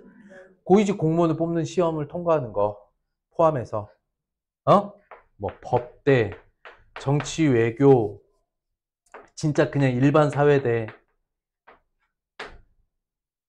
통계 쓰는 거 뭐야 그거? 심리, 뭐 이런 과들. 인문대 뭐 있어? 사학과, 역사, 언어 전공, 철학. 내가 이 얘기 왜 하고 있지? 예체능은 뭐 있어요? 니네, 너희들이 대학에서 전공을 공부를 한다 있어서 방금 선생님이 얘기하는 합리적이고 논리적인 기준으로 상황을 판단해서 문제 해결하는 능력 다 필요해. 그리고 이쪽으로 갈수록 수학을 미친 듯이 잘해야 돼. 알겠어? 그러면 이쪽으로 가면 수학 못해도 되나요? 그렇진 않아. 하긴 해야 돼. 저희 영어 선생님은 영어를 수학을 더 그래서 이게 의대, 치대, 한의대, 약대, 수의대야. 알겠지? 니네 뭐 컴퓨터, 생명공학, 뭐야, 또 나눠보면은 잘하죠. 건설 시스템, 기계과, 그다음에 건축, 생명, 화학, 화생공, 화학생명공학. 아, 근데 요즘은 공대도 엄청 많이 나눠져가지고 여기서 또 분화된단 말이야. 연구하는 거. 자연대, 물화생지 하는 거야. 물화생지 전공, 통계 포함. 내가 대학교를 미디어, 유튜브 하러 가는 거야. 아프리카 내 쌀풀 미디어과. 미디어 안에 보통 정통대라고 불러. 정보통신대. 컴퓨터, 소프트웨어, 프로그래머, 해커, 화이팅 경상, 그렇게 많았으면 경영, 경제, 산업 시스템, 그다음 사회대, 고시 본 애들, 정치 외교, 법, 사회대, 심리 등등등등. 선생님 보기에 여기도 필요하긴 한데요. 아까도 얘기했던 합리적이고 논리적인 근거로 문제 해결을 한다 하는 능력은 최소한 내가 말한 이 안에로 여러분들이 진로를 잡는다면 무조건 필요한 거야. 수학을 왜 공부하냐고? 지금 선생님 얘기, 너 말 한마디 한마디 계속 한마디 붙여. 잠 깨는 거야? 그러면 돼. 선생님 말꼬리를 계속 잡는 이유가 잠을 깨기 위해서다. 그러면 선생님이 용서해 주겠어. 여러분들 잠 깨주려고 쓸데없는 얘기하는 것 같아 보이지만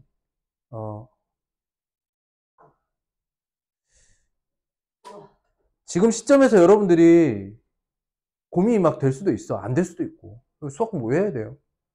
대학 가려고. 대학 가면 끝나나요? 아니? 방금 얘기했던 인문대라고 불렸던 데 있지. 언어, 역사, 철학 빼고 나머지 과는 수학 과목이 대학에도 있어. 미친 듯이 어려워.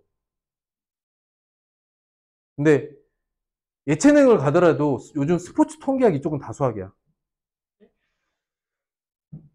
그러면 여러분들 심리학과요. 완전 수학이에요.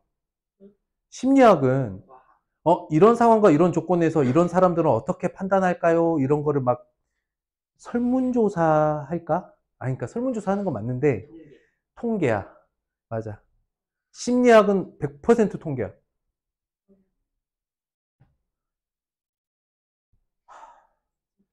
싸울래 나랑? 아까부터 계속 말꼬리 잡네. 선생님 말이 쓸데없는 얘기 같아? 안 들어도 돼. 근데 쓸데없지는 않을 거야. 너희들이 지금 수학 공부를 하는 이유, 이렇게 하는 이유, 이것만 안 하고 저것까지 보는 이유, 선생님이 이렇게도 설명하고 저렇게도 설명하는 이유, 그냥 시간이 남아 돌아서? 아니야. 너희들이 수학 문제를 해결하는 여러 가지 길과 방법과 관점을 세워주려고 선생님이 이렇게도 저렇게도 설명하는 거고, 이것도 해봐라 저것도 해봐라 하는 거야. 알겠어? 우리가 이 정도의 이야기를 나누고 있는데 뭐 숙제가 많아요. 진도가 뭐 그런 얘기 하자고 모인 거 아니야. 알겠어? 그리고 그런 건 쌤이 알아 조절해 줄 거야. 합리적으로, 논리적으로. 이번 주는 그래서 부등식 활용과 연립방정식 근조법까지만 거기까지만 끝낼 건데 선생님이 지금 연립방정식 활용을 싹 다 이번 주에서 빼준 이유는 하나야. 그린 챌린지 완성하라고. 아시겠어요? 네. 꽁알거리지 마. 웬만큼 해. 3번 보자. 8km 등산 코스를 가는데 올라갈 때 내려올 때 걸어서 모두 3시간. 야, 여기 숨어있는 말이 있는데 올라갈 때랑 내려올 때 길이 달랐나 봐.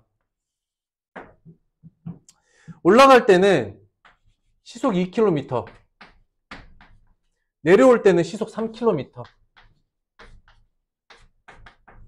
전체 거리 8km, 3시간.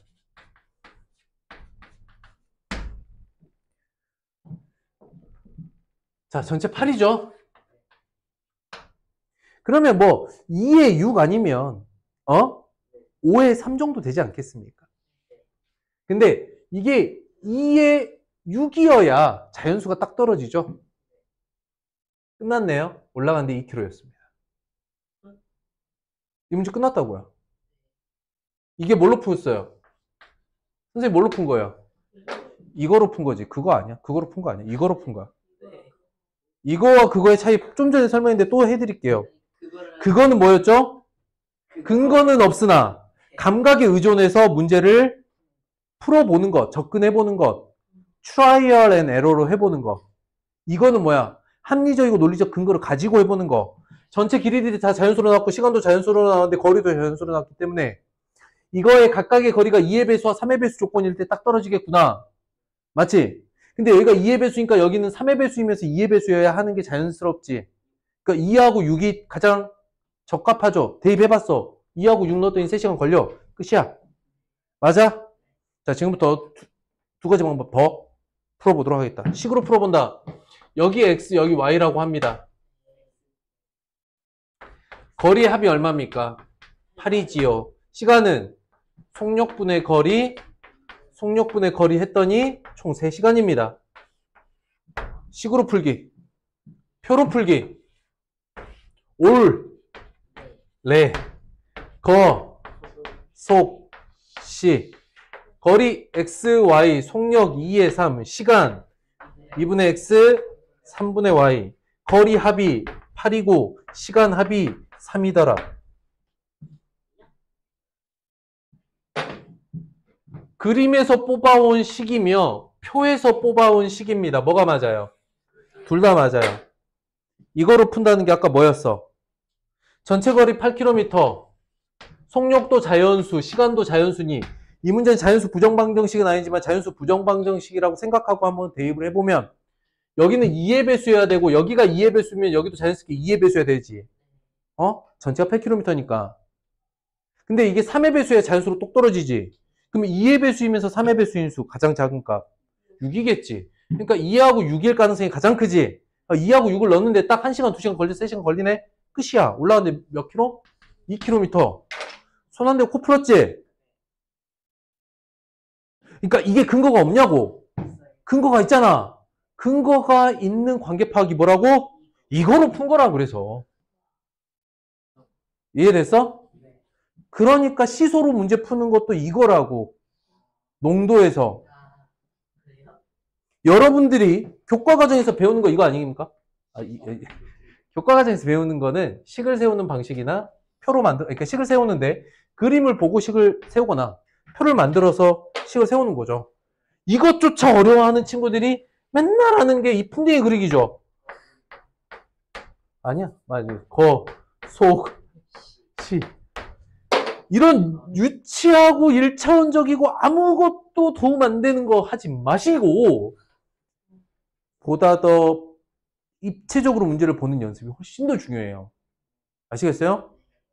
여러분들이 어떤 마인드여야 되냐면 답은 알아. 답은 구할 수 있어. 문제 푸는 게 어려운 게 아니야. 문제를 내가 어떤 방식으로 풀어내느냐까지 생각하고 판단하는 능력을 가져야 된다. 아시겠어요? 선생님이 원하는 게 그런 거지.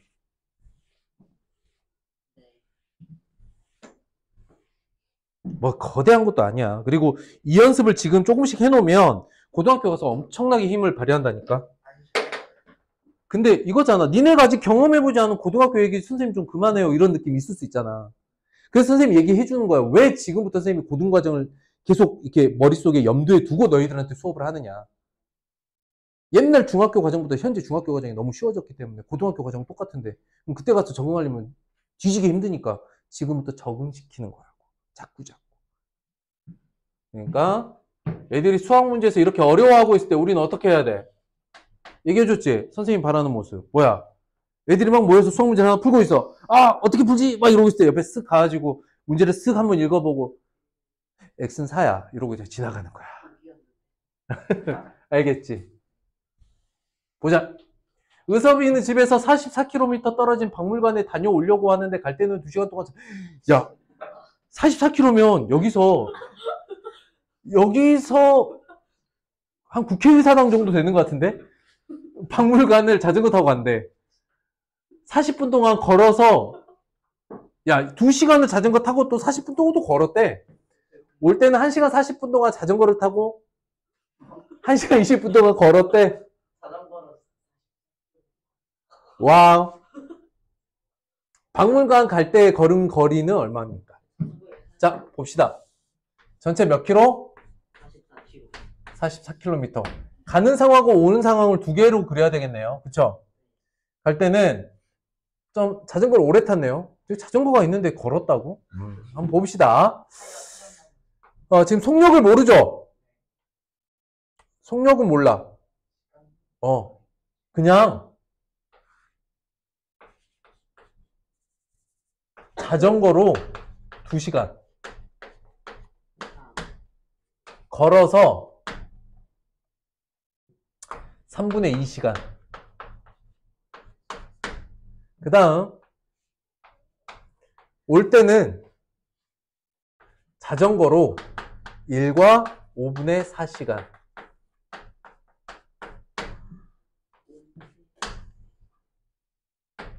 걸어서 1과 3분의 1시간.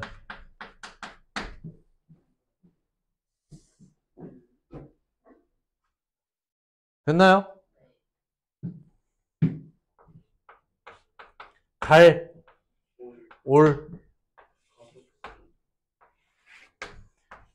거, 속, 시. 선생님 이따가 다르게 한번 풀어볼 거야. 이거로 선생님 풀 수 있나요? 이것도 이거로 풀 수 있어요. 네, 일단 여러분들이 일단 이 문제에 대한 접근이 쉽지 않다면 표가 났죠. 여기를 뭘로 미지수를 잡느냐가 되게 중요해요. 뭘 미지수 잡는 게 좋을까? 시간 알고 있죠? 갈 때는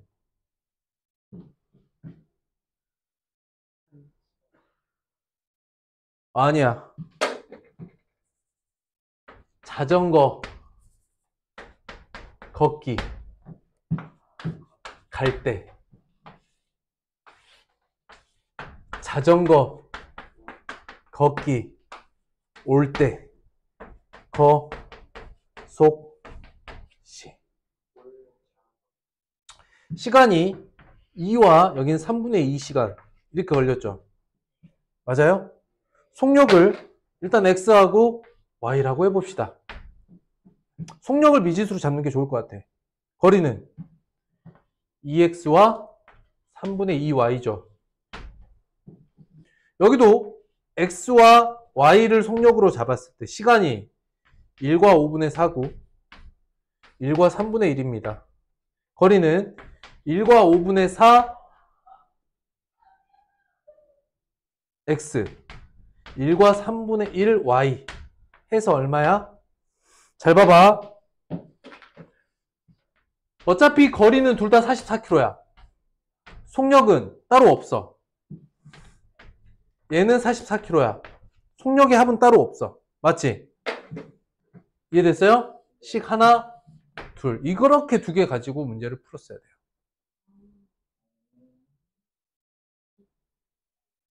이해됐을까?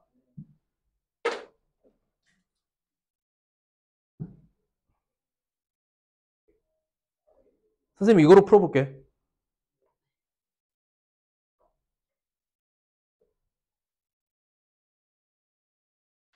자, 보세요. 첫 번째 상황과 두 번째 상황을 비교해 보는 거야. 첫 번째 상황하고 두 번째 상황을 선생님이 지금부터 비교해 볼 테니까 잘 따라오면 와봐. 선생님 말을 잘 따라와야 돼. 자전거는 갈 때는 2시간 걸렸는데 올 때 1시간 48분 자전거 탔죠? 몇 분 줄었어요? 자전거로 12분 덜 탔죠? 그런데 걷는 시간이 얼마가 늘었어요? 40분이 늘었죠? 자전거로 12분이 걸어서 40분과 같은 거리를 이동한 거네요. 이해가 됐을까? 그러니까 자전거로 12분 만에 갈 거리를 걸으면 40분 걸린다는 얘기 아닙니까? 이해됐어, 안 됐어? 그러면 속력의 B는 어떻게 됩니까? 12분의 1 대 40분의 1이죠.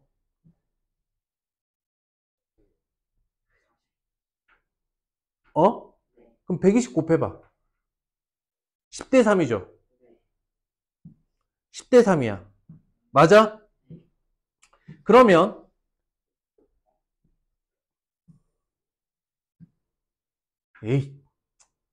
그러면 다시 자전거로 12분이 걸어서 40분이잖아.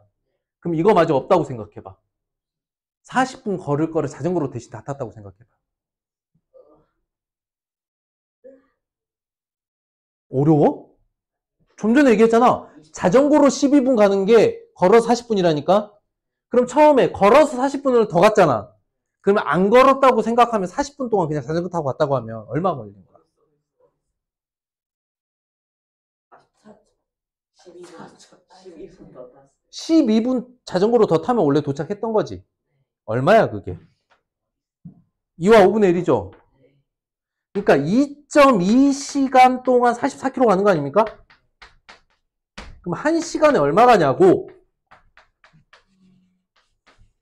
자전거의 속력이 나와버렸죠. 이해돼 안 돼? 이해됐어? 그냥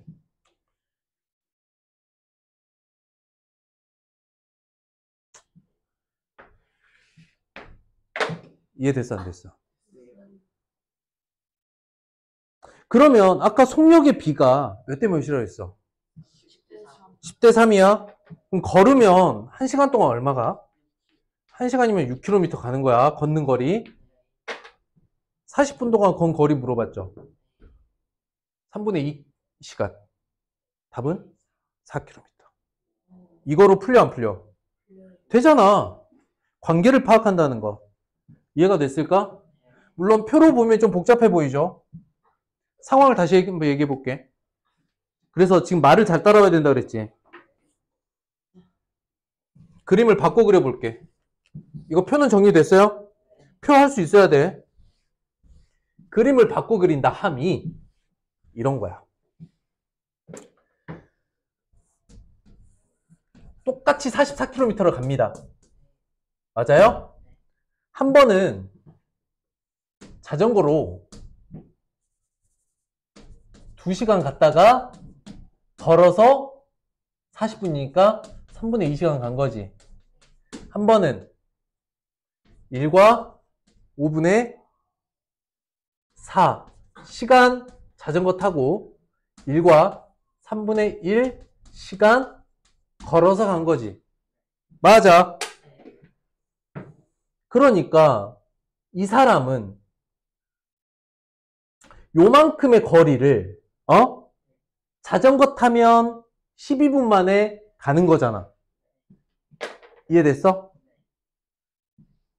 12분 동안 이만큼 가는 거잖아. 이 시간 차이가. 분수로 해볼까?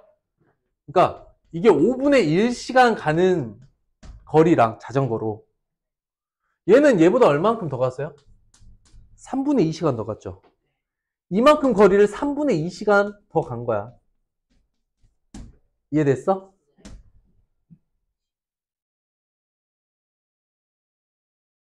이해됐느냐? 네. 그럼 속력의 B는 역수비죠. 시간의 역수비겠지. 5대 2분의 3이야? 몇 대 몇이야? 10대 3이잖아. 이게 속력비라고.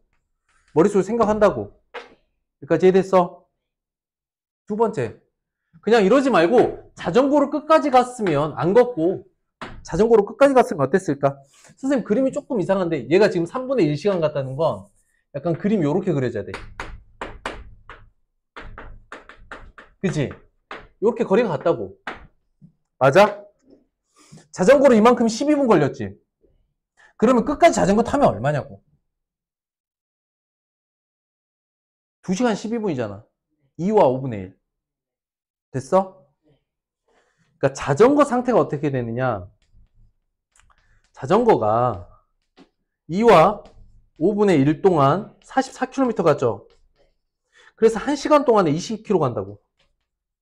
어? 아까 속력비가 10대 3이라며. 걷는 속도가 그러면 시속 얼마야? 6이지. 근데 뭘 물어봤어? 이 거리 물어봤지. 요거. 3분의 2시간 동안 간 거. 시속 6km로 이동해서 3분의 2시간 가면 얼마야? 4km. 지금 이 계산 과정에 사실은 필요한 숫자만 몇 개 딱딱딱 쓰면 이건 답 나오는 거야. 이해됐어? 아까 표로 푸는 것도 이해됐어? 이것도 이해됐어? 상황 판단? 관계를 파악한다? 이거 진짜 이해됐어?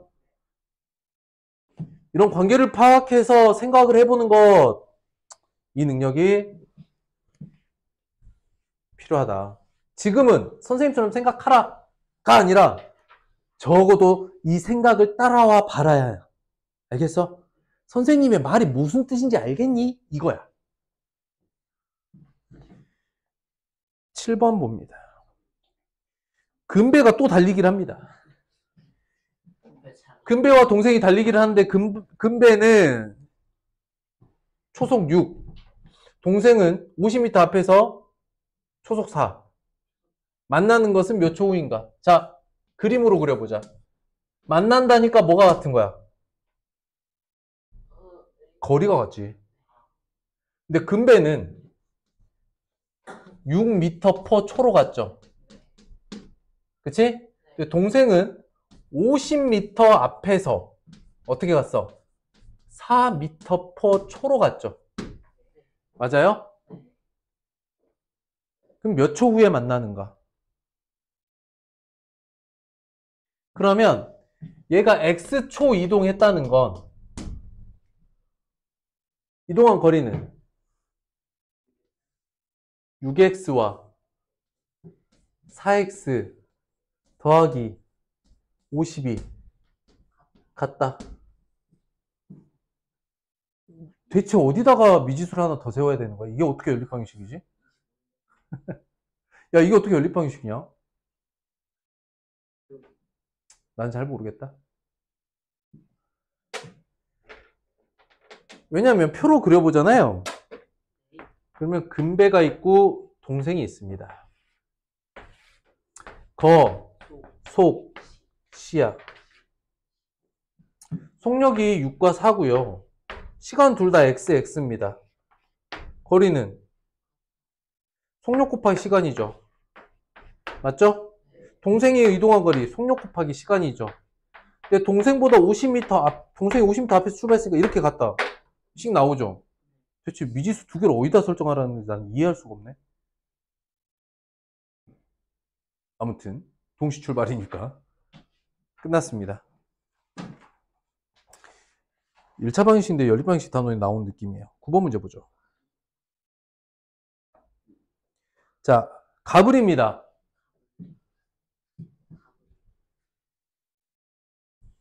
마주보고 24분 만에 만났어요. 속력 차를 구하래요. 자, 봅시다. 이 조건이 뭘 말하고 있어요? 속력에 뭘 말해주는 거예요, 이거는? 그렇지. 속력의 비가 3대 2인 거지. 속력의 비가 3대 2. 끝났습니다. 표를 한번 그려보지요. 갑이 있고 을이 있다. 거, 속, C. 속력이 3x, 2x. 24분 만에 만났대. 그럼 둘 다 24분 뛰었어. 거리는 72x와 48x죠. 근데 둘이 뛴 거리 합이 2400이래. 대체 이게 왜 연립방정식이지? 이게 왜 연립방정식이지? 난 이해가 안 되네. 대체 미지수를 어디다 두라는 얘기야? 문제에서 구하라는 건 속력의 차죠? 속력차. 그럼 속력차는 얼마입니까? x를 말하는 거 아닙니까?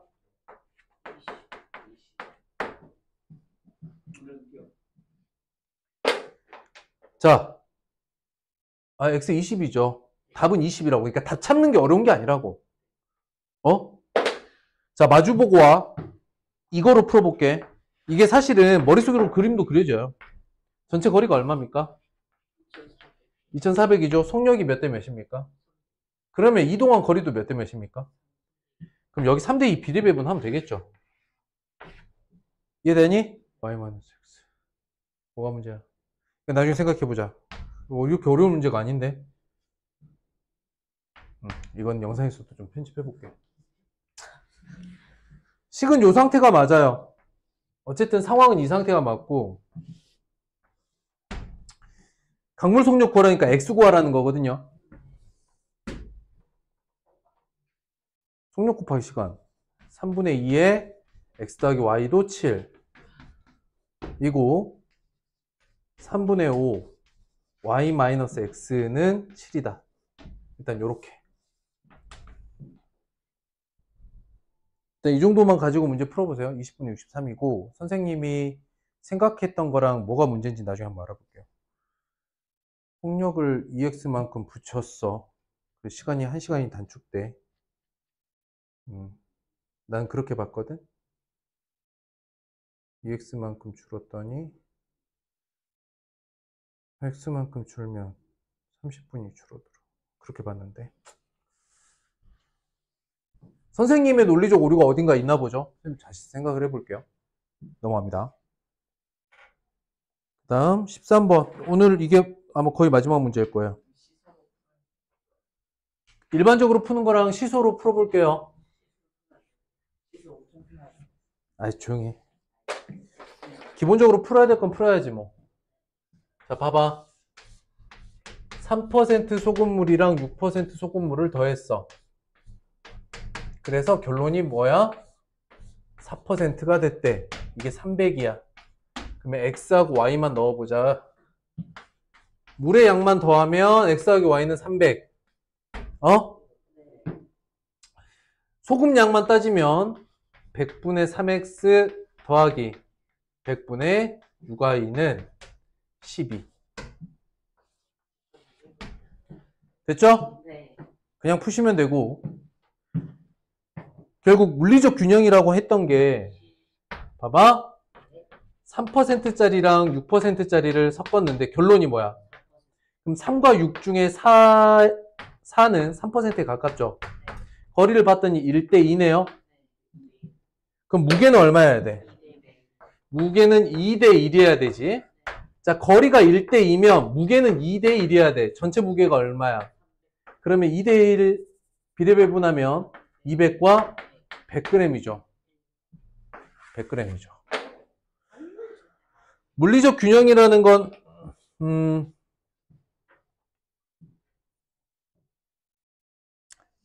그러게. 나중에 이제 뭐 물리적으로 벡터량이라는 게 있고 스칼라라는 양이 있는데 이게 스칼라 양과 관련되어 있는 거거든요. 물리 시간에 배울 거고. 어쨌든 균형이야, 균형.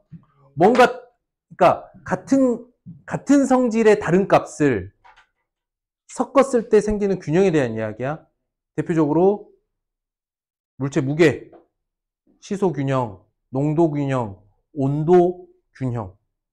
여기 다 마찬가지다. 이해됐을까? 작용하는 방식이 거의 똑같아.